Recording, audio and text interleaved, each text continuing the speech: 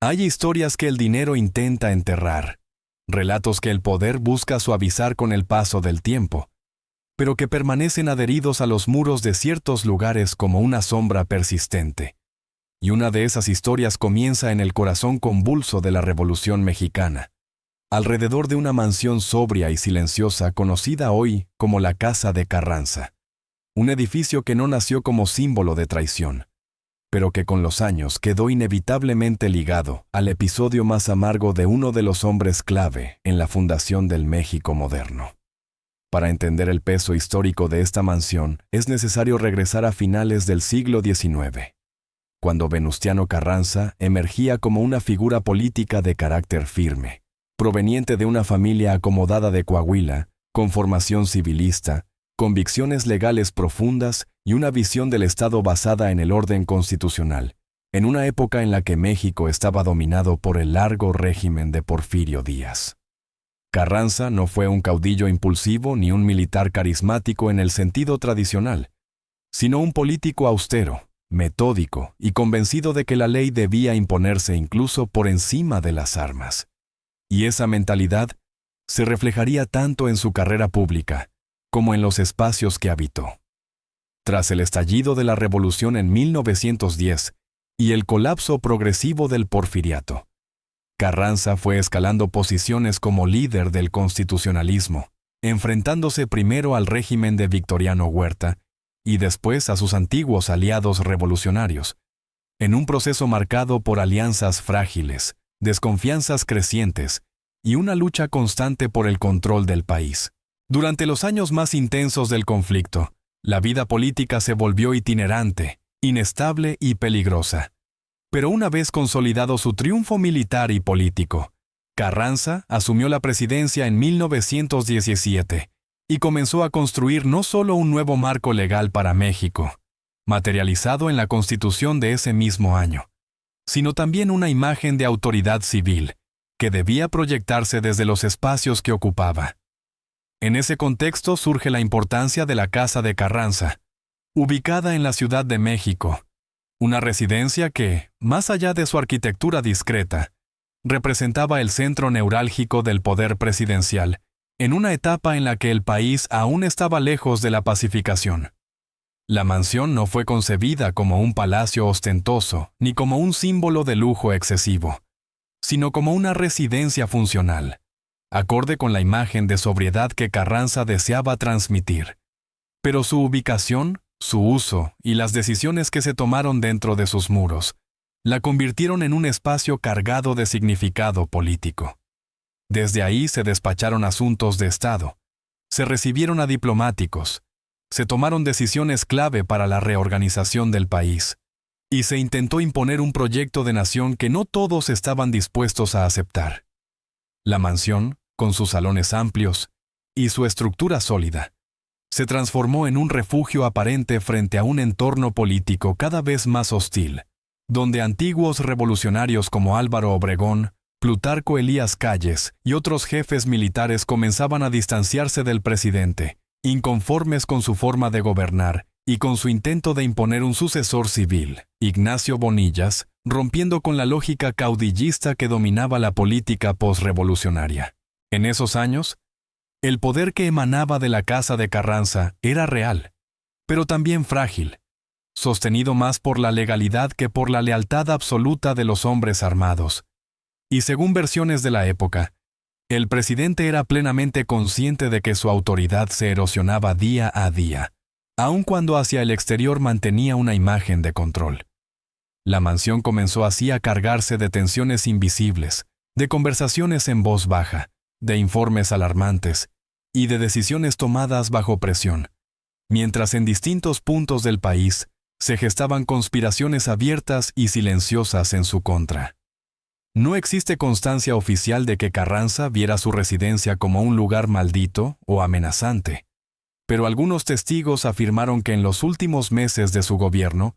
el ambiente dentro de la casa se volvió denso, marcado por la desconfianza y la sensación de aislamiento, como si el edificio mismo anticipara el destino que se acercaba. La Casa de Carranza, que había sido símbolo de estabilidad y legalidad en medio del caos revolucionario,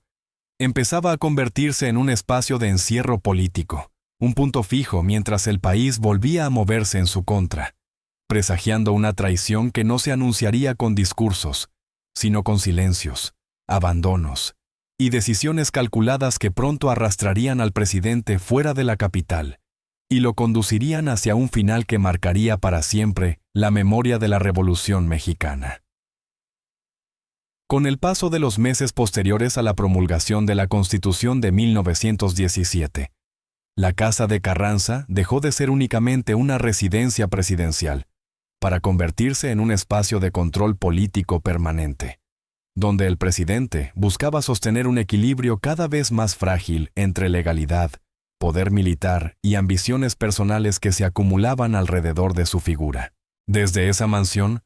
Carranza intentó gobernar un país exhausto por años de guerra, con una economía debilitada, regiones aún insumisas, y un ejército revolucionario compuesto por jefes que se reconocían a sí mismos como vencedores y que no estaban dispuestos a regresar dócilmente a la vida civil. La vida interna del gobierno, según relatan documentos y memorias de la época, estaba marcada por una rutina rígida, casi obsesiva, donde Carranza revisaba informes, despachaba con secretarios y recibía a enviados extranjeros con la intención de proyectar estabilidad, mientras en los pasillos políticos se multiplicaban las señales de ruptura. La mansión funcionaba como un centro de decisiones cerradas, donde el presidente se rodeaba de un círculo cada vez más reducido de colaboradores leales,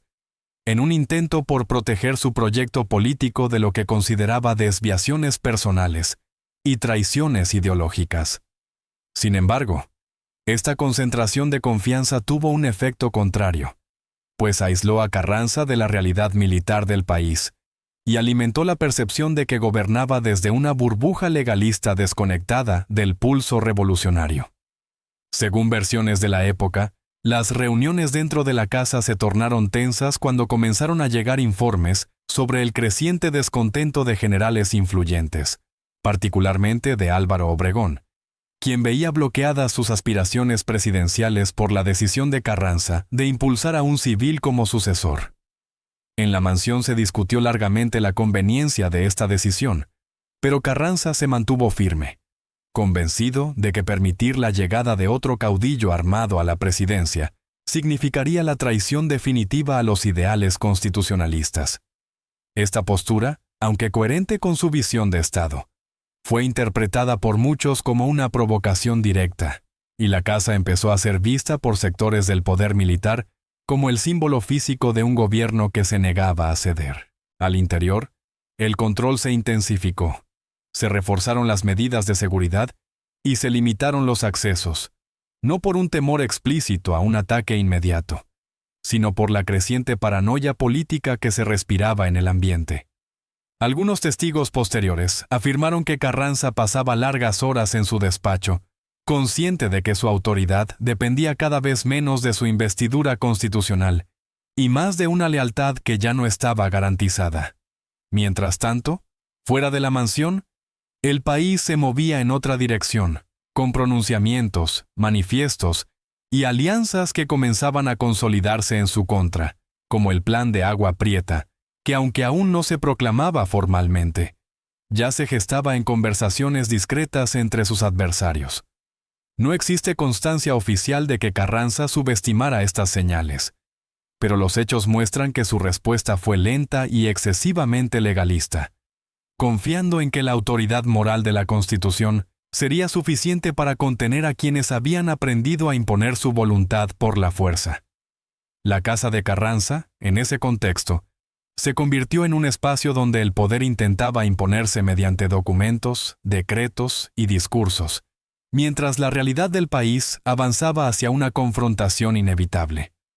Las primeras grietas ya no eran rumores, sino hechos documentados, como renuncias estratégicas, movimientos militares ambiguos y un ambiente de desconfianza que se filtraba incluso en las conversaciones más formales. La mansión seguía en pie, sólida y aparentemente imperturbable,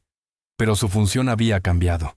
Ya no era solo la casa del presidente, sino el escenario silencioso de un poder que comenzaba a resquebrajarse desde dentro, preparando el terreno para una ruptura que pronto dejaría de ser política, para convertirse en una huida desesperada. El quiebre que se había insinuado durante meses terminó por manifestarse de forma abierta cuando las tensiones políticas y militares ya no pudieron sostenerse dentro de los márgenes institucionales que Carranza defendía desde la casa que llevaba su nombre. Y el conflicto dejó de ser una disputa ideológica para convertirse en una crisis directa de poder. A principios de 1920, los movimientos de generales y jefes revolucionarios comenzaron a adquirir una claridad inquietante, con pronunciamientos cada vez menos ambiguos y una red de apoyos que se alejaba del presidente de manera irreversible. Desde la mansión, Carranza seguía recibiendo informes que advertían sobre la fragilidad de su posición, pero también documentos que le confirmaban que su proyecto constitucional enfrentaba una oposición decidida y organizada. El Plan de Agua Prieta, proclamado en abril de 1920 por líderes militares del norte del país, marcó el punto de no retorno, al desconocer abiertamente al presidente y romper de manera formal con su autoridad, un hecho que transformó la residencia presidencial en un espacio de emergencia política permanente. Dentro de la casa de Carranza se tomaron entonces decisiones apresuradas, orientadas ya no a gobernar, sino a sobrevivir políticamente.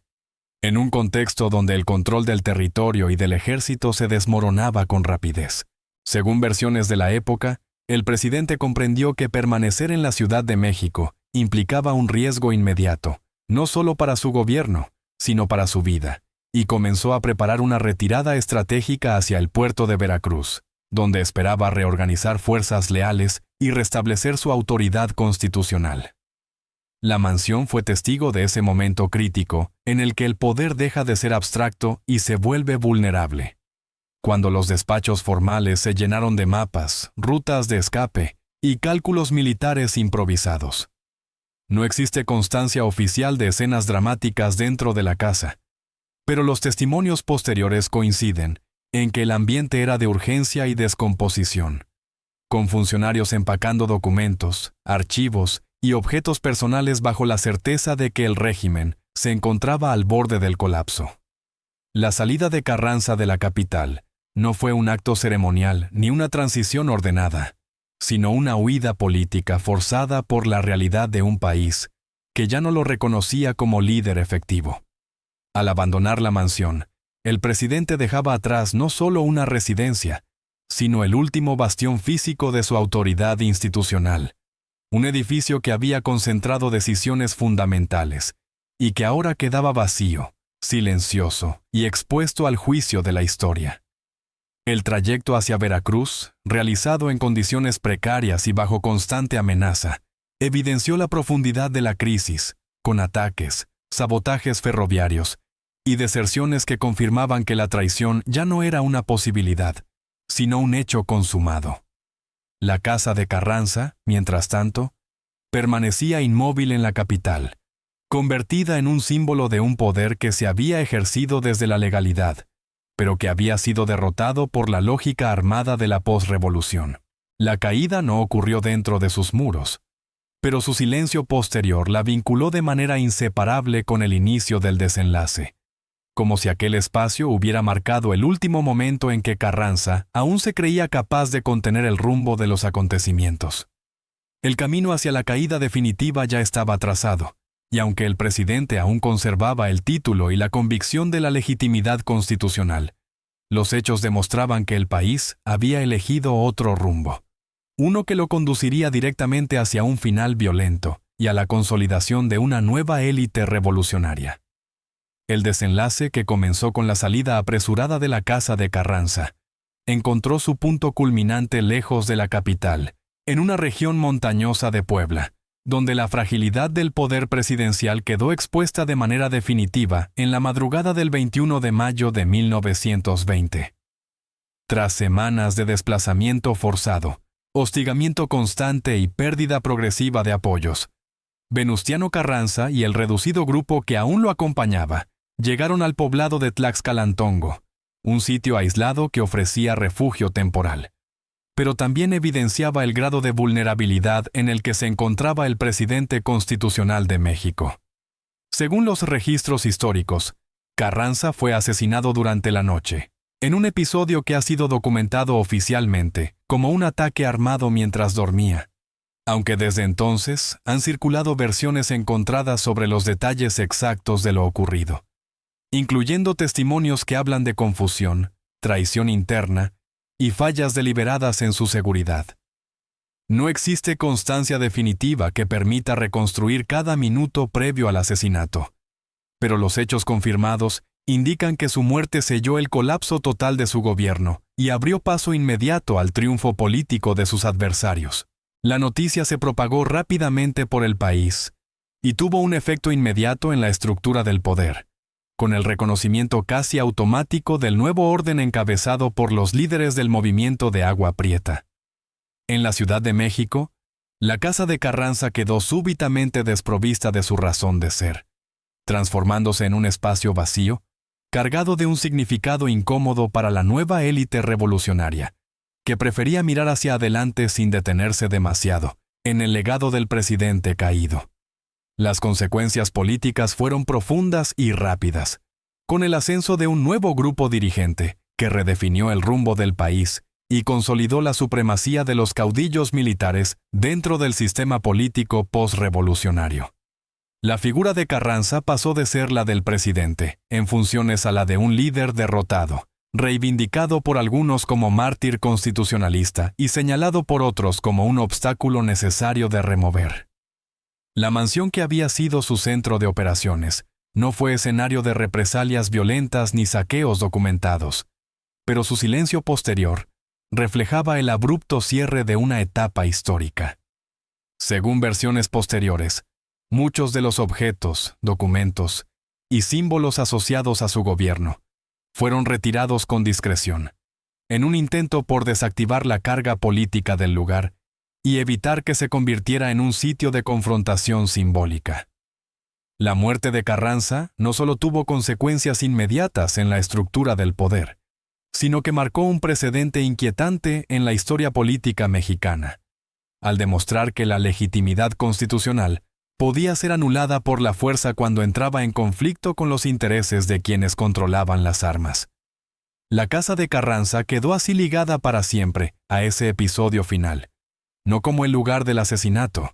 sino como el último espacio donde el presidente ejerció, al menos formalmente, la autoridad de un Estado que se desmoronaba. A partir de ese momento, la mansión dejó de ser un centro de poder vivo y comenzó a transitar hacia una nueva etapa, definida por la memoria, la reinterpretación histórica y el peso de una traición que, aunque ocurrió lejos de sus muros,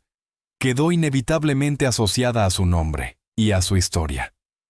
Con el paso de los años, la casa de Carranza dejó atrás su función original como residencia vinculada al poder presidencial y comenzó un proceso de transformación que refleja la manera en que el Estado mexicano ha lidiado con los espacios cargados de memoria política incómoda. Tras la muerte de Venustiano Carranza y la consolidación del nuevo régimen surgido de la Revolución, la mansión fue despojada de su carácter operativo y quedó integrada a una ciudad que avanzaba rápidamente hacia la modernización, mientras el recuerdo del conflicto aún permanecía abierto en la sociedad.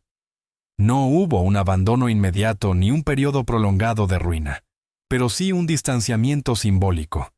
como si el edificio necesitara ser resignificado para poder seguir existiendo dentro del nuevo relato nacional. Con el tiempo, el inmueble fue adaptado para cumplir funciones distintas, hasta convertirse en el Museo Casa de Carranza, un espacio dedicado a preservar la memoria del hombre y del periodo histórico que marcó el cierre violento de la etapa más caótica de la Revolución Mexicana. Esta transformación no estuvo exenta de debate, pues durante décadas la figura de Carranza fue objeto de interpretaciones encontradas, oscilando entre la reivindicación como defensor del orden constitucional y la crítica por su rigidez política y su incapacidad para negociar con los nuevos equilibrios de poder. La mansión, ya convertida en museo, pasó a albergar documentos, objetos personales, fotografías y testimonios que buscan ofrecer una visión más completa y sobria de su legado, sin recurrir a glorificaciones exageradas ni a condenas simplistas. El edificio permanece en pie como un recordatorio físico de un momento en el que la legalidad y la fuerza armada chocaron de manera frontal, y en el que la presidencia dejó de ser un cargo protegido por la ley para convertirse en una posición vulnerable ante la traición política. En su estado actual, la Casa de Carranza es un lugar silencioso, integrado al paisaje urbano de la Ciudad de México, visitado por estudiantes, investigadores y curiosos que recorren sus salas sin encontrar dramatizaciones artificiales, pero sí una carga histórica que se percibe en la sobriedad de sus espacios. No existen habitaciones secretas ni relatos ocultos confirmados, pero la simple sucesión de hechos documentados basta para entender la gravedad de lo ocurrido y la manera en que el poder puede desmoronarse, incluso cuando se apoya en principios legales sólidos. La mansión no fue testigo directo del asesinato, ni escenario de la traición final, pero su historia quedó irremediablemente ligada al inicio del derrumbe, como el último punto fijo desde el cual Carranza intentó sostener un proyecto de nación que el país ya no estaba dispuesto a seguir. Hoy, más de un siglo después, la Casa de Carranza permanece como un espacio de memoria institucional, donde la tragedia no se representa con dramatismo, sino que se deja hablar a través de los hechos, recordando que la Revolución Mexicana no terminó con discursos ni leyes, sino con rupturas, traiciones y finales abruptos que siguen definiendo la historia política de México.